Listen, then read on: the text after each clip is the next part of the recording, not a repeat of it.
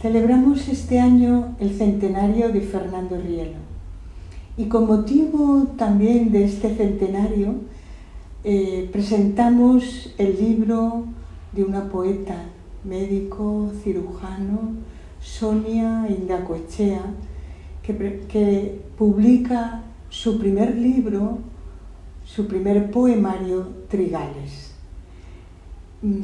Queremos brevemente hacer un pequeño recorrido de quién es Fernando Rielo,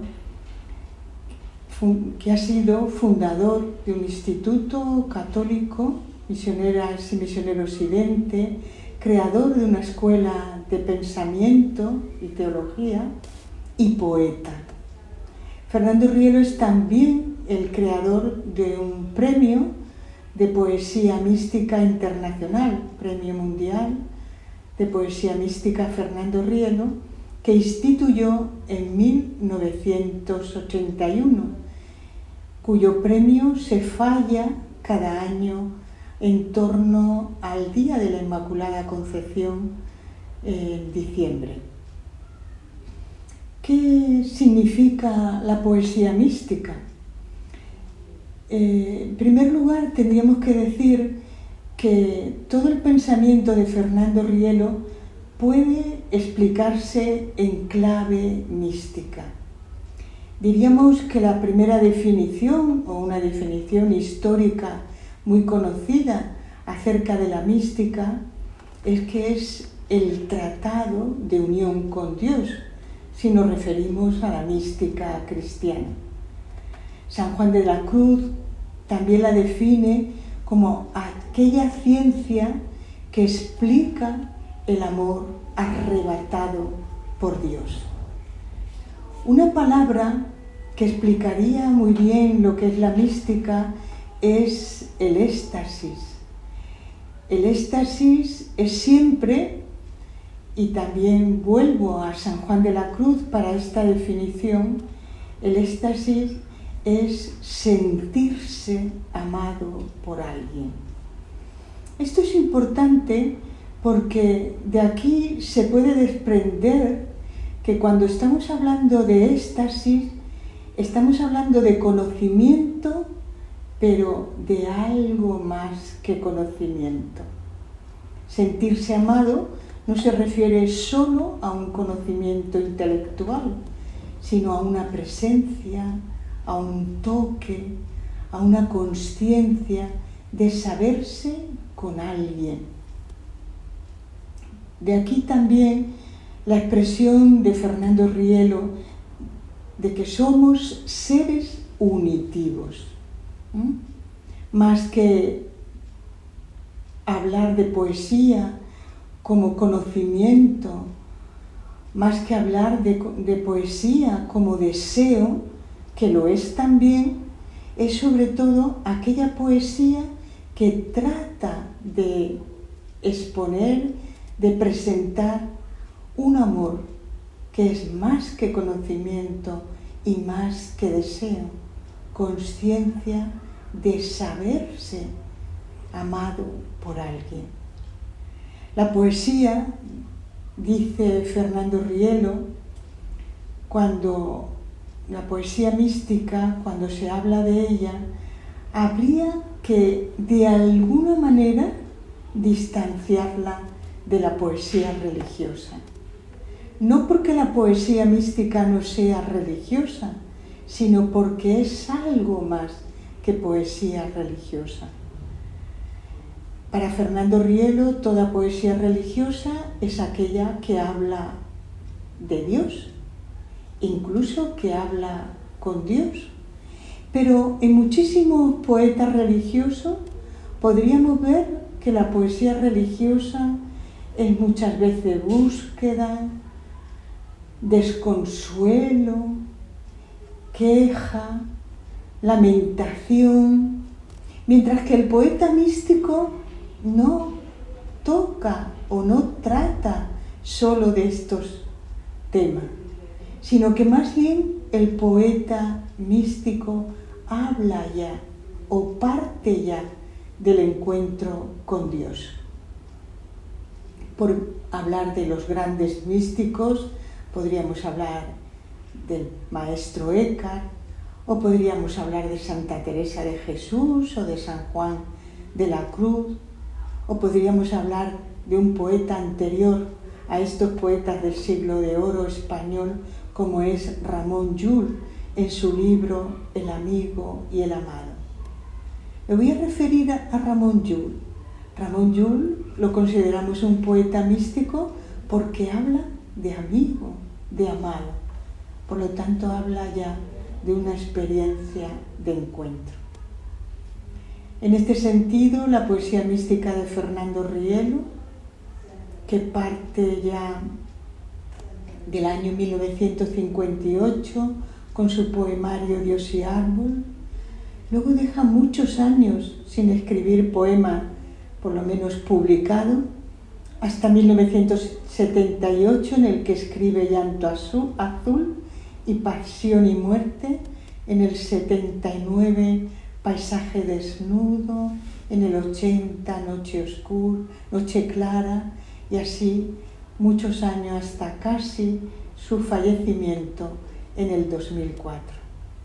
Me voy a referir o voy a recitar brevemente algunos poemas suyos.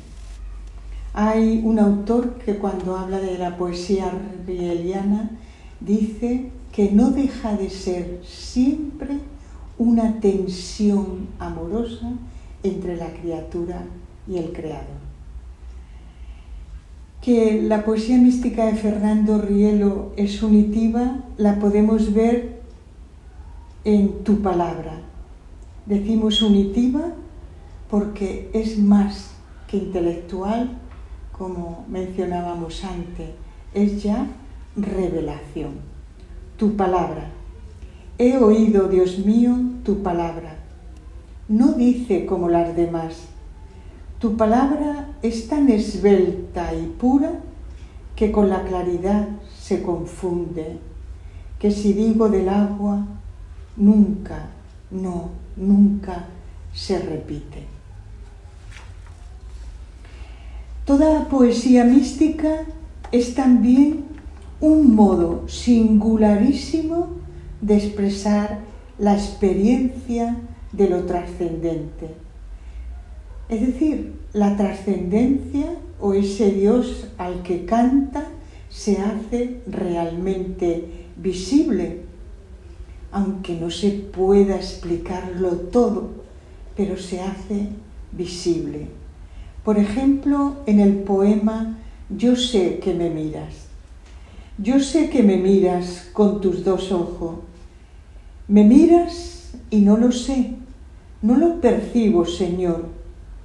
Honda debe ser, porque cuando te marchas, los hombres lloran. ¿No es verdad?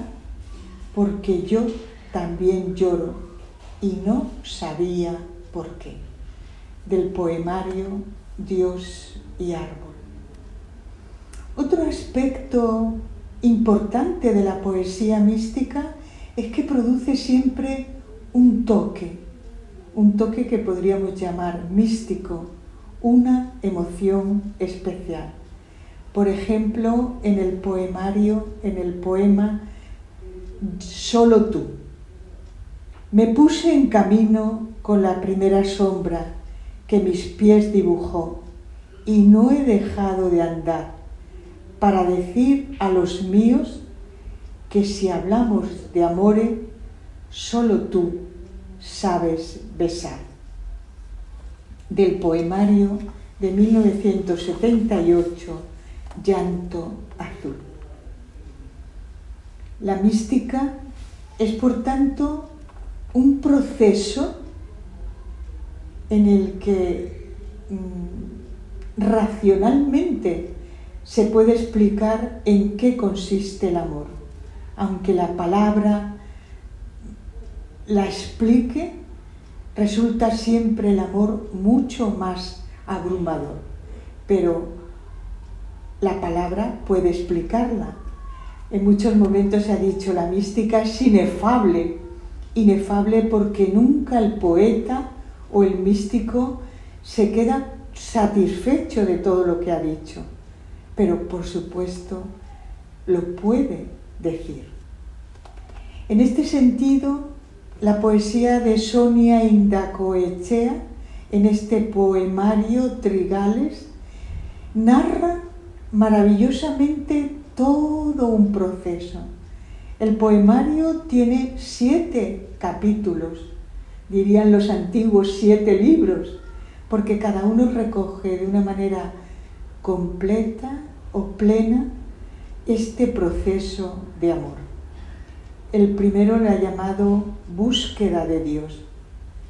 En él, la poeta, a través de la naturaleza, del árbol, de la rosa, incluso del hálito de la materia inerte, dialoga con Dios y percibe un toque claro de su presencia. Las praderas, las avecillas, las gaviotas, el otoño, el verano y el invierno le hablan de esa presencia amada. En el segundo lo denomina preguntas al cielo. Y es una pregunta que obtiene siempre respuesta. Por ejemplo, cuando en los bellísimos poemas Dios no se ha levantado esta mañana, o el llanto de Dios. El tercero lo ha llamado oscuridades. El místico conoce la luz, pero también diríamos, paseado por las sombras, por las oscuridades. El cuarto, que puede denominarse central, lo ha titulado Encuentro con Dios. Señalo algunos poemas impactantes, no porque los demás no lo sean, pero hay algunos que, para mi gusto, son verdaderos toques de ese amor. El día del encuentro. Y decía hija. El quinto lo ha titulado Aquí está María, y son unas magníficas páginas dedicadas a María, a la Virgen. María también como encuentro, María como maestra, María como ejemplo de un amor sencillo, lleno de simplicidad, que no es simpleza, sino plenitud. El sexto, mensajes al oído.